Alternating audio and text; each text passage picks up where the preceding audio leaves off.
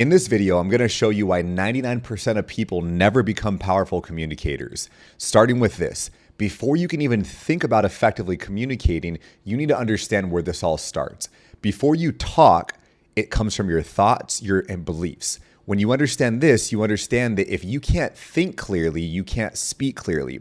Now, this is not about just not using ums, ahs, likes, yes, you knows. I'm going to go deeper into this and show you why people struggle specifically around shyness, around insecurity, around fear of being seen, fear of rejection, and how this all plays a tremendous part in your inability to effectively communicate. Now, if every single person learned this skill, there'd be so many less wars, so many less arguments, relationships would stay mended, and more people would close deals. This is not going to be for everyone. This is a micro niche channel specifically for those people that understand the value in communication. So let's dive right into it. Now, first and foremost, I'm going to break this down into a few pillars. Number one is going to be very simply getting clear on the outcome you want to have. If I'm just speaking to speak without understanding where I want this conversation to go, I'm just throwing information in the ether and seeing what sticks. But before I made this video, I understand who I'm speaking to. What is the message that I want you to understand from this? What are the emotions I want you to feel? And at the end, what is the call to action or what is the decision I want you to make or I want you to take away from this? This could be you booking a sales call with me. This could be you just being inspired. This could be you thinking about something differently. It doesn't matter. It's always changing, but you need to have the end goal in mind. So first, start with the end in mind. What is my goal here? Is my goal just to show how much I know? And you probably know speakers like that. And you probably know speakers that are trying to show you how much you can know. Great leaders don't just show how top level they are, they get other people to those top levels.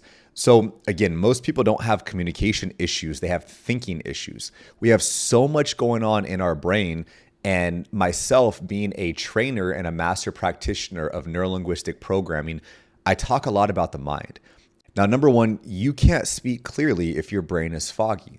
So the very first thing that I want you to take away from this is that you must be grounded in your ability to actually think before just trying to let the words ramble. There's a difference between a flow and a ramble. How do you know if you're flowing or if you're rambling? Well, think about this. Is every sentence that you're saying, is it deliberate? Is it punchy? And is it powerful? Another tool to use here is going to be the power of the pause. So many times I use the word like, right, etc. in my past before learning how to speak effectively. It's because I was thinking of the next thing to say, and it would look something like this. All right, guys, and I'm going to share with you a few great things versus, all right, and I'm going to share with you a few great things for you to learn today. I can replace like with just simply a pause. In life, it's much easier to replace a bad habit than it is to completely eliminate that habit. Here's what I want you to be aware of. Record a video or an audio of yourself speaking, count down or use a software to identify how many filler words you use, like, right, you know. It's okay to pause. I've spoken on many stages where I'm in a position where I look down or I'm thinking for probably about a second and it feels like an eternity. If you ever spoken on stage or in front of people, you know every pause for a second probably feels like it's 5 seconds. But I'd much rather pause for a second than use a word like or like. Because anytime you use this, you don't have clarity in your message and you're just putting filler in there, which means people are going to tune out. Now, your ability to communicate actually determines and dictates how well people are going to trust you. If I'm presenting this information, but I'm using the ums and the likes, my voice is shaky, I'm stuttering, you're going to question, Kody, do you really know this with conviction or did you just study this in a book? Because nowadays, anyone can read a book, use ChatGPT, and spew out information that they're learning. But when it is a part of who you are, when it's at your subconscious level and you do the thing without even thinking, that is a different level of power that you show up with. So I want you to identify on a scale of 1 to 5, how would you rate your speaking ability? How do you rate your confidence with speaking? Because most people, when they're speaking on a sales environment, on a stage, they're speaking to inform. I want to teach you. I want to give you this information. I want to inform you of how much I know. But great communicators, they speak to transform. And that's a difference between just speaking and communicating. I see communication as an act of that person receiving what it is that I'm putting down. They're tasting what I'm cooking. They're catching what I'm throwing. And one of the presuppositions we have in NLP is that the meaning of communication is the response that you get. You need to be aware of the response you're getting from your audience, whether it's virtually, on a stage, on a one-to-one conversation. What responses are you getting? You can tell when someone's bought in and you can tell when someone's not. The way that I see this is that if someone's not bought in, it's my job as a communicator to get them bought into what I'm saying. Now, if you think about this, remember that your words hold power. If you're someone that uses words like, I'm trying to be better at this, or I keep failing versus I keep learning, your words are going to start to describe the situation around you. And eventually your words will start to create this situation. So eventually you learn to use your words sort of like a paintbrush, and communication, your speech, your presentation, it's a blank canvas. It's almost like you have a puzzle piece there, and you start with the corners. That's your structure. So you get boxed in, you have a boundary of where you're starting and where you're going. But notice how you incorporate these little pieces of the puzzle all together, and that starts to become your art and your flow of the communication. Because the science is structure. There is a way to open up a loop. There is a way to speak to people that learn based on the format, the why, what, how, and what if. But there's also an art to letting people feel what it is that you're saying. And maybe you're someone that when you speak, you feel like people just tune you out. There's a few reasons why this is. Number one, it could very simply be your voice. Your voice could be a voice that is very high pitched, or you don't have vocal control, you can't command a room. Or maybe it's you telling stories. When you tell stories, you give too many details and people just tune you out. Or maybe you tell your story too quick and you get straight to the conclusion with no buildup. You see, every great conversationalist doesn't just tell the end outcome. You don't watch a movie and just scroll to the very end. You don't read a book and open up to the last chapter. You want to see that natural progression, sort of like a milestone.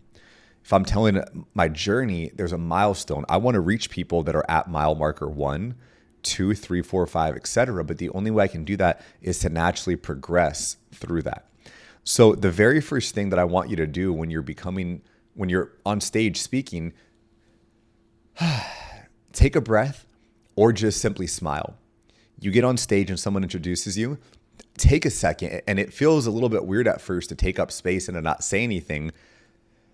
Take a second, smile, wave. How's everyone doing today? You've heard this. Oftentimes people do this to get the crowd to engage back, to get the crowd clapping. We're doing great. Okay, beautiful. And when you think about it this way, you're giving yourself time to catch your breath when you get up there on that stage. And this could even be if you're on Zoom. And it's a technique to really buy you more time to get grounded and catch your breath before you're going to actually deliver what you're going to say. Now, when you're on the stage, you need to be aware of what are these people showing me as a response based on their verbal and nonverbal cues, aka their body language. If I see people start to do stuff like this on their phone, or I see them start to look around and just be not present, but just kind of looking all over the place, that's an indicator that I'm not captivating the room. But when you see people that are leaning in, that are nodding with me, that are smiling, these are the indicators that people are receiving what I'm putting down. Now, communication is not about sounding perfect. I can fumble through my words, but if I deliver them in a way where I truly believe them, my message is going to resonate so much deeper. Because communication is not necessarily the crowd believing what you're saying. It's the crowd believing that you believe what you're saying. And it's why oftentimes you can respect someone who's so passionate about a cause. Even if you don't agree with them, you respect their level of passion. And when you do this, you don't just speak, you lead. You lead from a place of I'm setting the example, being bold, saying what I believe in, and I'm unapologetic about it. So when you're on stage and when you're taking up space, be unapologetic about the message that you're going to deliver. If you're trying to appease to everyone, you're going to please no one, and not even yourself, which is the worst part. Be unapologetic that when you get up there on stage, you are in a position to share the words that you are experiencing in your brain that other people may or may not resonate with. And whether they do or whether they don't is totally okay. You can't control that. But what you can control is your ability to move that audience. When you speak, understand this. People learn differently. Some people learn visually, like you're watching this YouTube video. That's me. Other people don't care about a visual. They learn auditorily based on what they hear. Maybe that they were in a classroom growing up and they would just hear what to do and they automatically know the next steps that they're going to do. They heard it. That's how they retain information. And this might be someone who listens more to podcasts instead of YouTube videos. And other people learn kinesthetically. They just want to get their hands dirty. They want to try. They want to practice. They want to build something to fully understand it. They like to take the phone or computer apart. That's how they understand things. You have to be able to adapt to different learning styles. But when it's one to many, how do you do this? Well, you speak to all of them. And I'm going to show you how I can say the same thing in 3 different ways, or I'll give you 4 different ways based on that person's learning style. I can say, hey, and do you see what I'm saying? Is that giving you like a clear image? I just use 3 visual words. Do you see what I'm saying? Clear and image. Now, if I'm speaking to an auditory person, I can say, do you hear what I'm saying? Does that ring a bell? Does this sound familiar? Hear, ring a bell, sound familiar. These are all auditory cues that this person is picking up on now. Someone's kinesthetic, I can say, and do you feel me? Do you get a grip on what I'm saying? Because these people, they're literally trying to understand. They're a kinesthetic person trying to get a grip on what you're saying. I feel you, man. I feel you. I don't know what it is, but I just feel you. Versus someone, yeah, I hear what you're saying. Yeah, I see what you're saying. Think about it. It's crazy because you can't see what someone's saying. You can't see the words coming out, but these are representational systems in which we process information, and this is how people will speak. The more you can speak back to them, the more it's going to resonate with their specific learning style and their specific style that they like to receive information. So think about it this way. When I'm just sharing facts and data, I'm educating. Education goes to the mind. But stories are what move the soul and move the heart. I can tell you all these things from a textbook, and it's great. You write them down. You need these things to learn, to digest. But if I were to tell you about the time when I was about 15 years old, and I was walking to my Spanish class, and there was a girl that I found very attractive. I liked her for about a year at this time. Everyone in the whole school knew that I liked her because someone leaked it, and I was a very shy kid. And I remember on that afternoon, right after lunch, as I was walking to Spanish class, and we happened to cross paths right after lunch, looked at each other. She said, "Hey, Kody," and I said, "Oh, hi." And from that point, that's all I said. And the crippling inability to say what I was feeling, to say how I was feeling it, and just to simply say, "I find you attractive," is what led me down a long, empty, blank walk of shame for 5 minutes as we walked together and reached that Spanish class. The awkwardness killed me. The awkwardness of not knowing what to say, not knowing how to say it, not even knowing how to express what I'm feeling out of shyness of talking to another human being. And this same shyness cost me different job opportunities when I'd go and interview, and I always had a smile, I had great energy. But when they asked, why were you a good fit for the job? And I said, I'm just going to be able to do the job at the best level. And I stuttered, and I didn't have confidence. I didn't have confidence in myself. They didn't have confidence in me. And it led to me checking my phone over and over, hoping for calls back that I never got. You see, these are stories now that move people at the heart level because you can resonate with that. If you're watching this video, you probably know what that's like, to not get calls back for jobs, to know the perfect thing to say when you're in the shower after having the argument by yourself, but not during the argument. Or on the sales call, 5 seconds later, after your mind goes blank, you think of what to say. Now, this sort of wisdom and skill set and strategy, this comes from experience. There's a quote, it says that a smooth sea never made for a skillful sailor. It's an alliteration right there. But it's true.